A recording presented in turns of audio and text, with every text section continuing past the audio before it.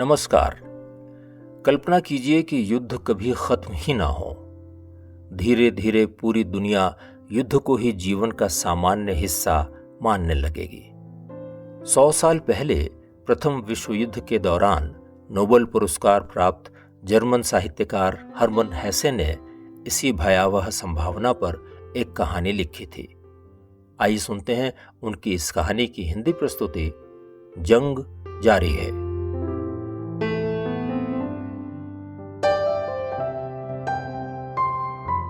बचपन से ही मैं समय समय पर घर से निकलकर खुद को दुनिया के बहाव में छोड़ देता था।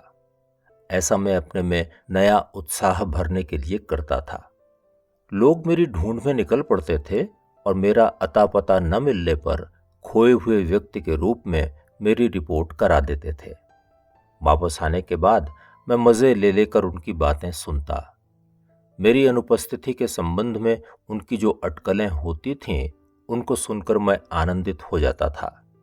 मैं तो वही करता था जो स्वाभाविक रूप से करने की मेरी इच्छा होती थी, लेकिन लोगों के बीच मुझे विलक्षण व्यक्ति माना जाता था। ऐसा आदमी जिसके पास चमत्कार करने की ताकत थी। कुछ ये भी कहते कि मेरे ऊपर किसी प्रेत या जिन्न का साया है। मैं फिर कुछ दिनों के लिए गायब हो गया था। पिछले 2 साल से चल रहे युद्ध के कारण वर्तमान मुझे नीरस सा दिखाई दे रहा था, इसलिए मैंने सोचा कि कुछ हवा बदल ली जाए। जैसी मेरी आदत है, मैं उस वातावरण से बाहर निकलने के लिए छटपटा रहा था जिसमें हम रहते चले आए थे। मैंने कई लंबी लंबी यात्राएं की, दूसरी सभ्यताओं के दर्शन किए और कई मर्तबा तो ऐसा भी लगा कि मैं किसी दूसरे युग में, किसी दूसरे ग्रह में पहुंच गया हूं। लेकिन मैं फिर उदास हो गया। मैं जहां भी गया मुझे वही व्यापार, दौड़ भाग, कश्मकश और विकास का शोर सुनाई दे रहा था। मैंने फिर से स्वयं को कुछ समय के लिए अपने अंदर के शांत सागर में समेट लिया। ये 1920 की बात है। जब मैं वापस लौटा, मुझे ये देखकर बहुत दुख हुआ कि लोग दुनिया के किसी न किसी हिस्से में युद्धरत थे। सब तरफ नासमझी और हठधर्मिता का खेल चल रहा था। कुछ देशों की सीमाएं बदल गई थीं और कई प्राचीन सांस्कृतिक केंद्रों को जानबूझकर नष्ट कर दिया गया था। ऊपर से देखने पर लगता था कि बहुत कुछ नहीं बदला है। ये बात सही थी कि समानता को लेकर पूरी दुनिया में प्रगति हुई थी। कम से कम यूरोप के बारे में तो ऐसा कहा जा सकता था। युद्धरत देशों और तटस्थ देशों में भी कोई बहुत बड़ा अंतर नहीं दिखाई देता था। जब से लड़ाकू विमानों से बम बरसाए जाने लगे थे, सीमा पर पूरी सुरक्षा व्यवस्था के बावजूद उसका कोई मतलब नहीं रह गया था। 10-15 किलोमीटर ऊपर आसमान से गोले गिराने वाले विमान चालकों को इस बात से कोई फर्क नहीं पड़ता था कि ये बम उनके क्षेत्र में गिर रहे हैं या शत्रु के इलाके में। उन्हें इस बात की भी परवाह नहीं थी कि ये बम तटस्थ देशों की सीमा में गिर रहे हैं या मित्र देशों की सीमाओं में। युद्ध की केवल यही प्रगति अब दिखाई दे रही थी। युद्ध का अर्थ बिना कुछ सोचे समझे बम बरसाने में ही रह गया था। पूरी दुनिया 2 हिस्सों में बंट चुकी थी। इन दोनों का उद्देश्य एक ही था। दोनों शांति की स्थापना, शोषित वर्ग की आज़ादी और हिंसा समाप्त करने के लिए लड़ रहे थे। किसी को भी इस बात की आशा नहीं थी कि स्थायी शांति मिल पाएगी। इस आशंका से दुनिया स्थायी रूप से युद्ध में लिप्त थी। ज्यादातर जंग पुराने तरीकों से ही लड़ी जा रही थी। इन हालात में बुद्धिजीवियों, दूरदर्शी लोगों, कवियों और दर्शन शास्त्रियों ने वर्तमान परिस्थितियों से एक दूरी बना ली थी। युद्ध सेना के जनरल और तकनीशियनों के हाथों में चले गए थे। ये लोग नए नए हथियार बनाने में लगे हुए थे जिससे से ज्यादा सैनिक मारे जा सकें। सेनाएं एक दूसरे के सामने डटी हुई थीं और बहादुरी से दुश्मन का खून बहा रही थीं। लंबे चल रहे युद्ध के कारण धातुओं की कमी हो गई थी और इसी कारण सैनिकों को दिए जाने वाले पदक भी कागज के बनाए जा रहे थे। मेरे अपार्टमेंट का एक हिस्सा आसमान से गिराए गए बमों के कारण ध्वस्त हो गया था। लेकिन ठंड होने और असुविधाजनक होने के बावजूद मैं सो गया था। रात में मुझे फर्श पर पड़े मलबे और गीली दीवारों के कारण नींद नहीं आई, तो मैंने निर्णय लिया कि थोड़ी हवाखोरी की जाए। मैं शहर की सड़कों और गलियों से गुजरा जो बहुत बदल गई थीं। मुझे ये देखकर बहुत ताज्जुब हुआ कि शहर में कोई दुकान ही नहीं दिखाई दे रही थी। सड़कें एकदम सुनसान थीं। मैं अभी कुछ ही देर चला था कि मुझे एक व्यक्ति मिला जिसकी टोपी पर पीतल का एक बिल्ला टंगा हुआ था। उसने मुझसे पूछा कि मैं क्या कर रहा हूं। मैंने जवाब में कहा कि मैं घूमने के लिए निकला हूं। उसने पूछा, क्या तुम्हारे पास घूमने की इजाजत है? मेरी समझ में उसकी बात नहीं आई। कुछ देर तक हम दोनों की आपस में बात हुई, फिर उसने कहा कि मैं उसके साथ चलूं। हम एक गली में पहुंचे जिसके दोनों ओर इमारतें थीं। इनके अंदर सभी दरवाजों पर सफेद रंग की तख्तियां लगी हुई थीं, जिन पर उस ऑफिस का नाम और नंबर लिखे हुए थे। एक दरवाजे पर लिखा हुआ था, बेरोजगार नागरिक। हमने उस ऑफिस में प्रवेश किया। ये आम कार्यालयों की तरह ही था। इसमें प्रतीक्षालय थे और पुराने कागजों, गीले कपड़ों और ठहरी हुई हवा की गंध से भरे गलियारे थे। कुछ सवाल जवाब के बाद मुझे 72 जी नंबर वाले कमरे में ले जाया गया। मेरे सामने एक अधिकारी खड़ा था जो मुझे घूर रहा था। उसने कुछ कठोर आवाज में पूछा, क्या तुम सीधे खड़े नहीं हो सकते? मेरे मना करने पर उसने फिर पूछा, क्यों? मैंने शर्माते हुए कहा, क्योंकि मैंने कभी सीधा खड़ा होना सीखा ही नहीं। अधिकारी ने मुझे घूरते हुए कहा, तुम्हें इसलिए गिरफ्तार किया गया है क्योंकि तुम्हारे पास सड़क पर घूमने की इजाजत वाला प्रमाण पत्र नहीं था। क्या तुम ये बात स्वीकार करते हो? मैंने कहा, हाँ, ये बात सही है, लेकिन मुझे ये पता नहीं था कि मुझे घूमने की इजाज़त लेनी होगी। देखिए, मैं बहुत समय से बीमार था, इस कारण मैं।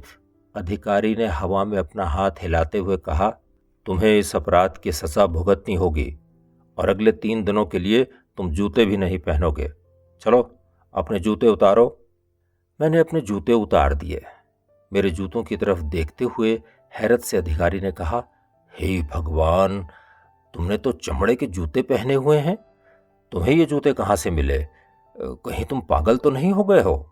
मैंने अपनी बात रखते हुए कहा, मैं पिछले कुछ समय से परेशान था। मुझे इस बारे में कुछ पता ही नहीं है। मैंने कुछ ही समय पहले ये जूते खरीदे हैं। अधिकारी ने कहा, तुम्हें पता नहीं है कि नागरिकों को चमड़े का प्रयोग करने की मनाही है? तुम्हारे जूते जब्त किए जा रहे हैं। इन्हें यहीं छोड़ दो और मुझे अपना पहचान पत्र दिखाओ। मेरे पास तो किसी तरह का पहचान पत्र ही नहीं था। अधिकारी ने सिपाही को बुलाया और गुस्से से कहा, मैंने इस तरह का आदमी कभी देखा ही नहीं। इस आदमी को कार्यालय 194 में कमरा नंबर 8 में लेकर जाओ। मैं गलियों में नंगे पांव चलने के लिए मजबूर था। कुछ देर बाद हम एक दूसरी इमारत में पहुंचे। कागजों और निराशा की गंध से भरे गलियारों को पार करते हुए हम एक कमरे में पहुंचे। यहां वर्दी पहने हुए एक अधिकारी ने फिर से सवाल पूछने शुरू किए। तुम्हें बिना किसी पहचान पत्र के सड़क पर घूमते हुए पकड़ा गया है। मैं तुम्हारे ऊपर 2000 गिल्डर का जुर्माना कर रहा हूं। मैंने सहमते हुए कहा, श्रीमान जी, मुझे माफ कर दीजिए, मेरे पास कुछ भी पैसा नहीं है। जुर्माना भरने की बजाय आप मुझे हवालात में बंद कर दीजिए। अधिकारी जोर से हंसा और बोला, हवालात में बंद कर दें? मिस्टर, इतना सब कुछ होने के बाद तुम इस बारे में ऐसा सोच भी कैसे रहे हो? अगर तुमने ये राशि जमा नहीं की तो तुम्हें और कठोर सजा दी जाएगी। तुम्हें तुम्हारे जिंदा रहने के अधिकार से भी वंचित किया जा सकता है। अच्छा, मुझे अपना जीवन अधिकार कार्ड दिखाओ, तुरंत। इस तरह का कोई कार्ड तो मेरे पास था ही नहीं। अब तो अधिकारी आश्चर्य से बड़ी बड़ी आंखें करके मेरी तरफ देख रहा था। मेरी बात सुनकर वो सकते में आ गया था। उसने अपने 2 साथियों को बुला लिया। वो लोग आपस में काफी देर तक खुसर पुसर करते रहे। बीच बीच में वो मेरी तरफ उंगली उठाकर भी बात कर रहे थे। मुझे देखते हुए उनकी निगाहों में डर भी था और ताज्जुब भी। इसके बाद ये कहकर उन्होंने मुझे जेल में डाल दिया कि जब तक पूरा केस सुलझ नहीं जाता तब तक मुझे वहीं रहना पड़ेगा। जेल में पहले से ही कई लोग थे, कुछ खड़े थे और कुछ बैठे हुए थे। दरवाजे के पास एक संतरी पहरा दे रहा था। हालांकि मैंने जूते नहीं पहने थे, लेकिन मेरे कपड़े दूसरों की तुलना में बहुत अच्छे थे। वो सभी मुझे देखकर परेशान से हो गए। उन्होंने तुरंत इधर उधर खिसक कर मेरे बैठने के लिए जगह बनाई। मैं सोच रहा था कि मैं लंबे समय तक दूर रहा, मेरे लिए अब जीवन के साथ तालमेल बैठाना मुश्किल हो रहा था। मैं अपने जूते और मोजे उतरवा लिए जाने पर बहुत दुखी था, लेकिन यहाँ तो सभी लोग नंगे पांव थे। मुझे अब 285 नंबर वाले कार्यालय के कमरा नंबर 19F में ले जाया गया। इस पूरे समय पुलिस का सिपाही मेरे साथ ही रहा। वो मेरे और अफसर के बीच में खड़ा हो गया। ऐसा लगता था कि वो अधिकारी बहुत ऊंचे दर्जे का अफसर था। अधिकारी ने कहा, तुमने खुद को विकट परिस्थिति में डाल दिया है। तुम इस शहर में रह रहे हो और तुम्हारे पास जीवन अधिकार कार्ड ही नहीं है। तुम्हें बहुत गंभीर सजा मिलने वाली है। मैंने सम्मान दिखाया और थोड़ा सा आगे की तरफ झुका। मैंने कहा, अगर आप मुझे इजाज़त दें तो मैं एक दरख्वास्त करना चाहता हूं। मैं आपकी इस बात से 100% सहमत हूं कि मैं इस गंभीर स्थिति को नहीं संभाल सकता। मुझे बुरी सज़ा ही मिलेगी। क्या आपके लिए ये संभव है कि आप मुझे सजाए मौत दे दें? आपकी बहुत कृपा होगी सर। अफसर मुझे देखकर मुस्कुराया और बोला, मैं समझ रहा हूं कि तुम ऐसी बात क्यों कर रहे हो। अगर मैं ऐसा कर देता हूं तब तो सभी लोग इसी तरह की प्रार्थना लेकर मेरे पास आने लगेंगे। लेकिन अगर तुम ऐसा ही चाहते हो तो तुम्हें मृत्यु कार्ड खरीदना पड़ेगा। क्या तुम्हारे पास इसके लिए पैसे हैं? मैंने कहा, नहीं, इतने पैसे तो मेरे पास नहीं है, लेकिन मेरे पास जो कुछ भी है मैं आपको दे दूंगा। मेरी वास्तव में मरने की इच्छा है। अधिकारी फिर से मुस्कुराया और बोला, मैं तुम पर पूरा यकीन करता हूं, लेकिन मरना इतना आसान नहीं है। तुम इस देश के नागरिक हो और तुम्हारा ये दायित्व बनता है कि तुम शरीर और आत्मा दोनों से ही देश की सेवा करो। मुझे विश्वास है कि तुम्हें ये सब बातें पता हैं। अच्छा, एक बात बताओ, मैंने रजिस्टर में देखा है कि तुमने खुद को लेखक एमिल सिंक्लेयर के रूप में पंजीकृत किया है। क्या तुम ही लेखक सिंक्लेयर हो? मैंने जवाब दिया, जी हाँ, मैं ही सिंक्लेयर हूं। अधिकारी बोला, ओह, आपसे मिलकर खुशी हुई। आपसे अब आराम से बात हो सकेगी। अरे सिपाही, तुम जा सकते हो।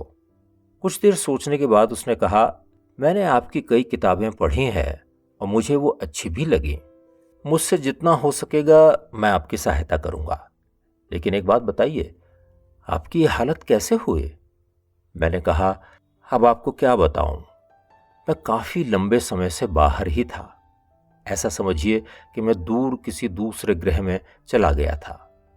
शायद 2 या 3 साल तो हो ही गए होंगे। मैंने सोचा था कि जब तक मैं वापस लौटूंगा युद्ध खत्म हो चुका होगा। अब आप मुझे बताइए, क्या आप मेरे लिए मृत्यु कार्ड का प्रबंध कर देंगे? मैं आपका दिल से आभारी रहूंगा। अधिकारी सोच में पड़ गया। कुछ देर बाद वो बोला, शायद मैं आपके लिए इसका प्रबंध कर दूंगा, लेकिन इससे पहले कि मैं कुछ करूं, आपको जीवन अधिकार प्रमाण पत्र बनवाना पड़ेगा। इसके बिना तो मैं कुछ नहीं कर पाऊंगा। मैं आपको सिफारिश वाला एक पत्र दे रहा हूं, इसे लेकर आप 127 नंबर वाले ऑफिस में चले जाइए। मेरे पत्र से आपको कम से कम जीवन अधिकार प्रमाण पत्र मिल ही जाएगा। लेकिन ये याद रखिए, ये केवल 2 दिनों के लिए मान्य होगा। मैंने धन्यवाद देते हुए कहा, 2 दिन का समय बहुत होगा, काम हो जाएगा, शुक्रिया। अधिकारी बोला, ठीक है, जब आपका काम हो जाएगा तब आप मेरे पास आ जाना। मैंने अधिकारी से बहुत हल्के से पूछा, एक और बात है, क्या मैं पूछ सकता हूं? आप देख ही रहे हैं कि मुझे आजकल के हालात की कितनी कम जानकारी है। उसने कहा, कोई बात नहीं, आप बताएं। मैं बोला, मैं ये जानना चाहता हूं कि जब तक हालात इतने बुरे हैं तब तक ये कैसे संभव है कि जीवन शांतिपूर्वक चल सके? लोग इस सब के बीच कैसे रह सकते हैं? अधिकारी मेरी तरफ देखते हुए बोला, देखिए, आप एक नागरिक के रूप में इस समय मुसीबत में फंसे हुए हैं। आपके पास कोई भी कागज नहीं है। अब नागरिकों की संख्या बहुत कम हो गई है। जो भी सैनिक नहीं है वो अपने आप सरकारी कर्मचारी की श्रेणी में आ जाता है। कुछ लोग इससे काफी राहत महसूस करते हैं, कई तो बहुत खुश भी होते हैं। धीरे धीरे ये लोग अभाव में रहना सीख जाते हैं। फिर इन्हें आलू की जगह लकड़ी से बनी लुगदी खाने को दी जाती है। इन्हें इसकी भी आदत लग जाती है। अगर इसे हल्का सा भून लिया जाए तो इसका स्वाद काफी हद तक ठीक हो जाता है। लोग सोचते थे कि उनसे यह नहीं खाया जाएगा, लेकिन अब वो खुश हैं। सभी लोगों के साथ ऐसा ही हो रहा है। मैंने कहा, अब बात कुछ कुछ मेरी समझ में आ रही है। अब मुझे कोई आश्चर्य भी नहीं हो रहा। लेकिन एक बात अभी तक मेरी समझ में पूरी नहीं आई। ये बताइए कि ये सब कुछ जो चल रहा है उसके पीछे इतनी ऊर्जा और इतनी मारामारी क्यों है? ये अभाव, ये कानून, ये ऑफिस और इनके अधिकारी, ऐसा क्या है जिसे हम आप सभी मिलकर पाना चाहते हैं? अधिकारी आश्चर्य से मेरा मुंह देखने लगा। अपना सिर इधर उधर हिलाते हुए उसने कहा, आपका ये सवाल बहुत बढ़िया है। वास्तव में इस सब में अब कोई आश्चर्य की बात है ही नहीं। आपको पता ही होगा कि इस समय पूरी दुनिया में जंग छिड़ी हुई है। ये युद्ध है जनाब। अगर ये कदम न उठाए जाएं तो सेनाएं एक दिन भी नहीं टिक पाएंगी। भूखे मर जाएंगे सैनिक। मैंने कहा, हाँ, आपकी बात पर गंभीरता से विचार करने की जरूरत है। तो आपके हिसाब से युद्ध अच्छी बात है और उसे चालू रखने के लिए ये सब बलिदान देने ही होंगे।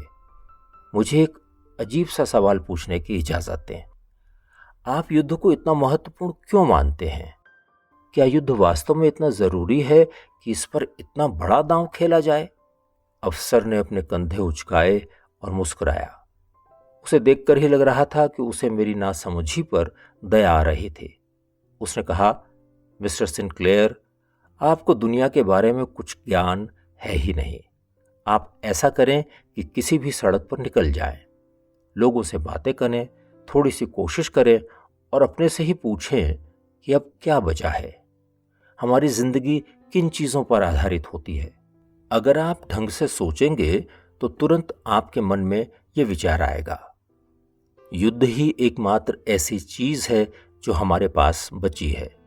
आनंद, व्यक्तिगत लाभ, सामाजिक महत्वाकांक्षाएं, लालच, प्रेम, बौद्धिक कार्य, ये सब अब कहाँ है? केवल युद्ध ही ऐसी गतिविधि है जिसके प्रति हमें हृदय से आभारी होना चाहिए। कानून, व्यवस्था, विचार और जीने की इच्छा, ये सब इससे ही हमें मिलती हैं। क्या आपके दिमाग में मेरी बातें आ रही हैं? हाँ, अब मैं कुछ समझ रहा था। मैंने उस अधिकारी को बहुत धन्यवाद दिया। मैं कमरे से बाहर निकल गया और मैंने किसी मशीन की तरह 127 नंबर वाले कार्यालय से संबंधित पत्र को तह करके अपनी जेब में डाल दिया। इसका इस्तेमाल करने का अब मेरा कोई इरादा नहीं था। अब कोई भी चीज इतनी महत्वपूर्ण नहीं थी कि मैं एक और अधिकारी के पास दिमाग खपाऊं। इससे पहले कि मुझे फिर से किसी के सामने खड़ा किया जाता, मैंने अपनी अंतरात्मा से कहा कि वो मुझे इस संसार से बाहर निकाल दे। मैं सामने दिख रहे जंगल की झाड़ियों के बीच खो जाना चाहता था। मैं फिर से अपनी यात्राओं पर निकल जाना चाहता था। घर वापस आने की मेरी अब कोई इच्छा नहीं थी।